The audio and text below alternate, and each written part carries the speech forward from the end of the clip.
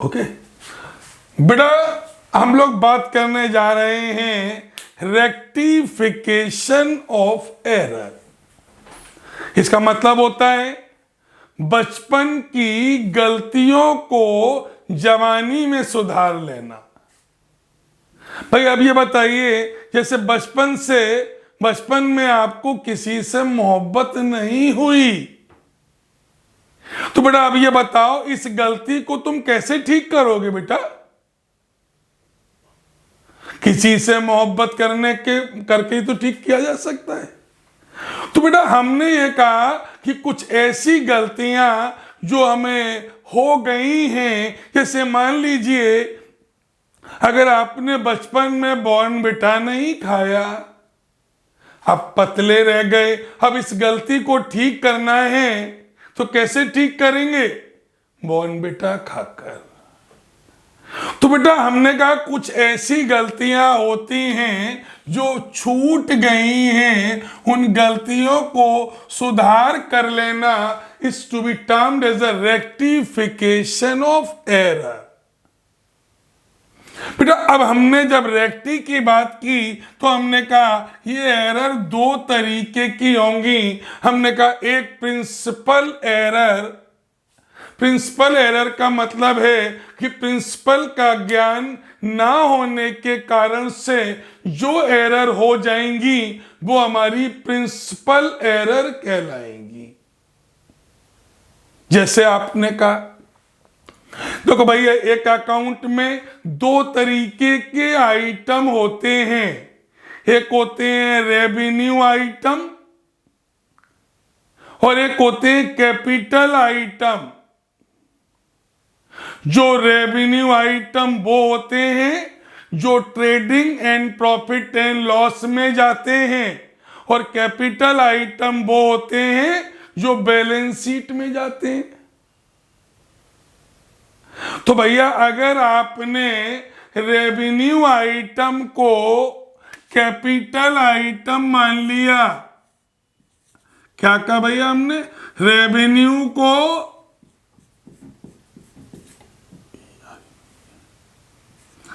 क्या ट्रीट कर दिया है? Revenue as capital. Revenue item को आपने कैपिटल ट्रीट कर लिया। अगर हिंदी में कहें, आपने एक्सपेंसेस को एज असेट्स। भैया एक्सपेंसेस को क्या मान लिया है? असेट्स मान लिया है, या असेट्स को एक्सपेंस मान लिया है। या भैया इनकम को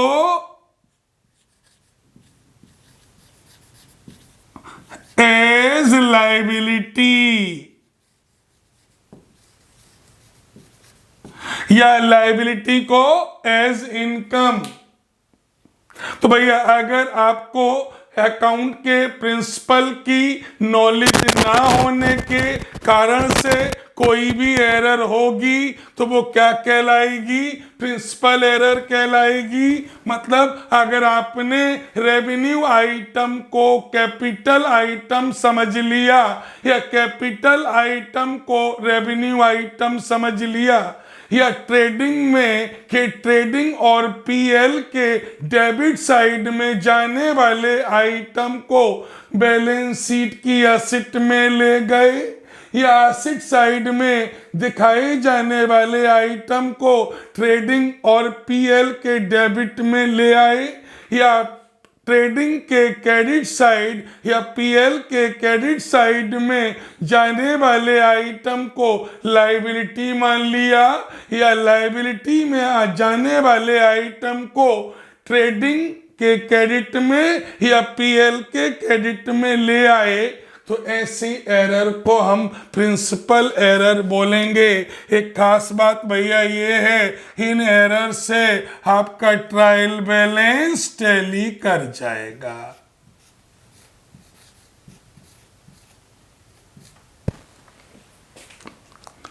बेटा फिर हमने कहा दूसरी एरर होती है क्लेरिकल एरर। तुम्हारी दुकान का जो क्लर्क था वो क्वार्टर पिए बैठा था, तो अब तो भैया वो जो भी एरर करेगा वो दिन भर एरर ही तो करेगा। एक क्वार्टर पिए बैठा हुआ बंदा दिन भर दुकान में एरर के अलावा कुछ नहीं करेगा भैया। तो अब वो दुकान में बैठा बैठा 3 तरीके की एरर करेगा भैया। पहला हमने कहा पार्शियल एरर, मतलब जब आप एक जर्नल बनाते हैं और जर्नल से लेजर बनाते हैं,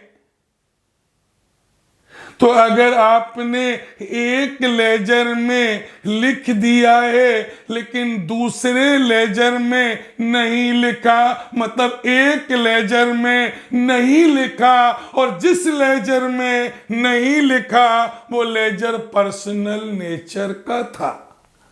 मैंने क्या कहा? एक लेजर में लिखा, एक में नहीं लिखा, और जिसमें नहीं लिखा वो पर्सनल नेचर का था। तो ये क्या कहलाएगा भैया? पार्शियल ओमिशन, ओमिट कर गए। तो भैया अगर कोई पार्शियल ओमिशन होगा तो इसमें trial balance not tally, trial balance आपका टैली नहीं करने वाला। मतलब अगर हम शॉर्ट में कहें भैया कि अगर एक लेजर में लिखा और एक में नहीं लिखा, तो एक में नहीं लिखा तो ये पार्शियल ओमिशन हो गया। दूसरा हमने कहा फुल ओमिशन। फुल ओमिशन का मतलब हमने न डेबिट में लिखा न क्रेडिट में लिखा।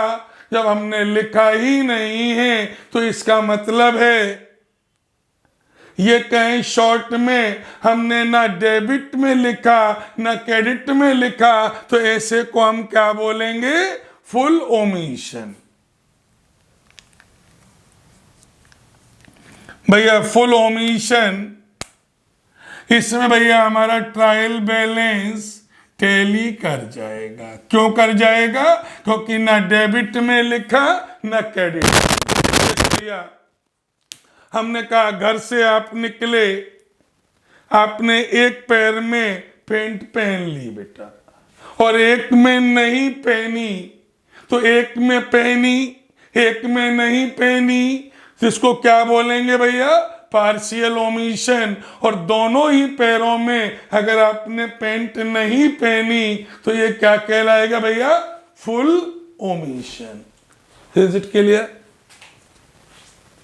फिर हमने कहा दूसरा कमीशन एरर। बेटा ये वो एरर होती हैं, इनको हमने इस तरीके से कैटेगराइज किया है। हमने कहा अगर आपने अंडर कास्ट किया है, किसी एक अकाउंट को आपने अंडर कास्ट किया या किसी एक अकाउंट को ओवर कास्ट किया, मतलब एक अकाउंट में लिखना ज्यादा था लिखा कम है, तो वो अकाउंट आपका क्या हो गया?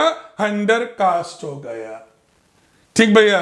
भैया अब हमने कहा आपने ज्यादा लिख दिया तो ओवर कास्ट हो गया बेटा। फिर हमने कहा रॉन्ग बैलेंस फॉरवर्डिंग, मतलब डेबिट में बैलेंस आना था क्रेडिट में लिख गए,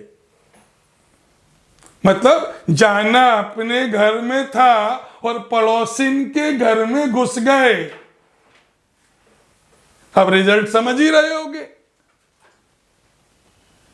भैया। डेबिट में अगर किसी अकाउंट का बैलेंस डेबिट में आता है तो डेबिट में आने की बजाय आपने क्रेडिट में लिख दिया, या किसी लेजर का बैलेंस क्रेडिट था आपने डेबिट में लिख दिया, तो ये क्या कहलाएगा? Wrong balance forwarding. भैया आपने गलत अकाउंट में लिख दिया। बेटा इन चारों एंट्री की एक खास बात होगी, इनमें trial balance not tally, not tally. Okay, तीसरी बात हमने की कंपनसेटिंग एरर। बेटा मैंने कहा एक एरर हो गई। बेटा एक एरर को छिपाने के लिए जब हम बहुत सारी और एरर करते हैं तो उन एरर को बोलते हैं कंपनसेटिंग एरर। मैंने कहा वन एरर compensated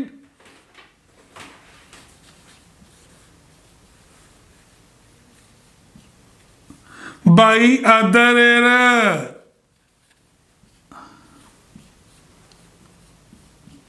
जब एक एरर दूसरी एरर से कंपनसेट हो जाए। जैसे भाई हम तुमको छोटा सा एग्जाम्पल दिए, हम घर में एक टीवी लेकर आए। क्या लाए? टीवी लेकर आए 50,000 रुपए की।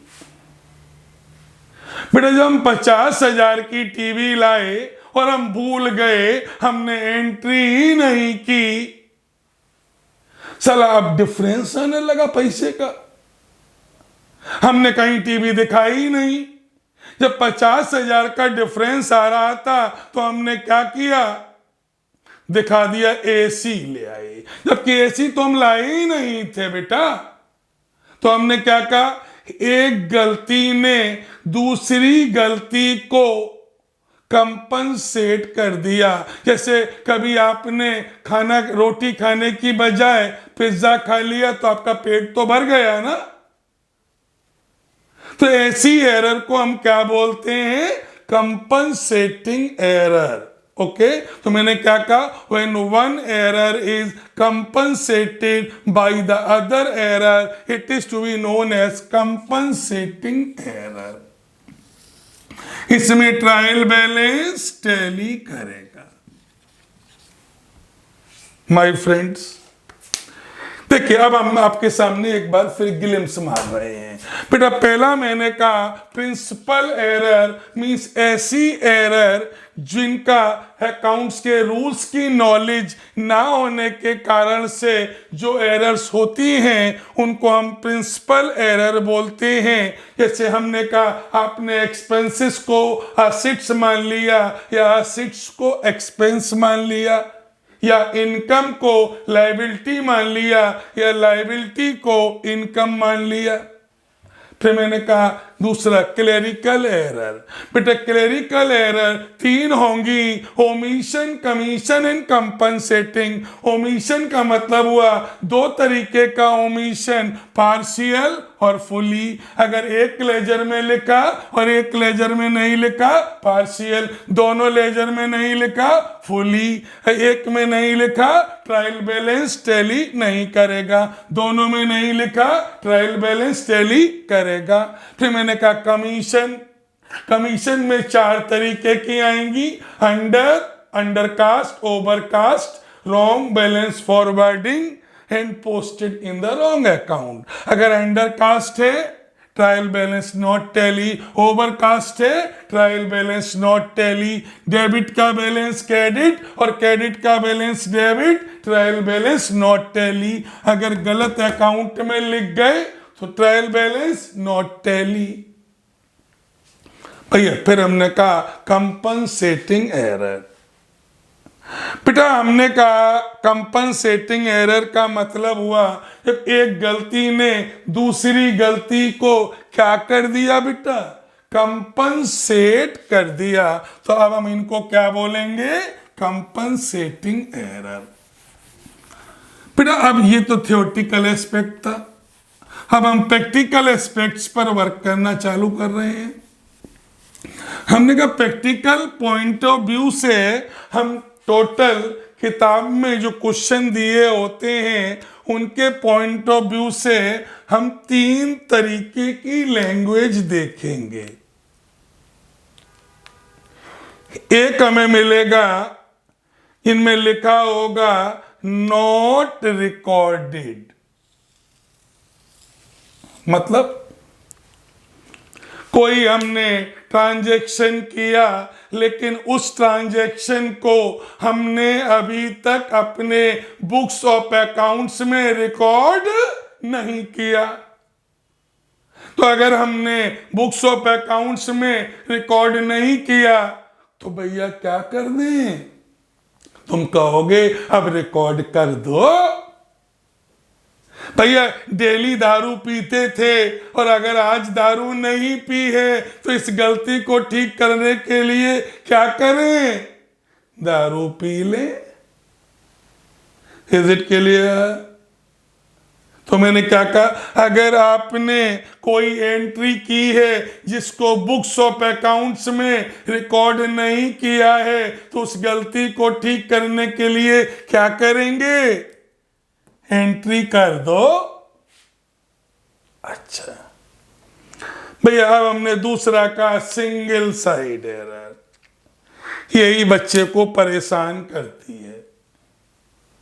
इतना गर्लफ्रेंड भी परेशान नहीं करती जितना ये एंट्री परेशान करती है। बच्चों बेटा, इन्हीं यही वो एंट्री हैं जिनमें सस्पेंस आएगा।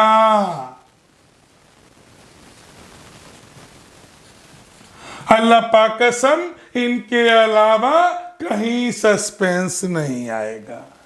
पहले समझ लो बेटा, सस्पेंस केवल उन्हीं जगह पर आएगा जब कोई भी एरर किसी एक अकाउंट को इफेक्ट करती हो लेकिन दूसरे अकाउंट को इफेक्ट नहीं करती हो।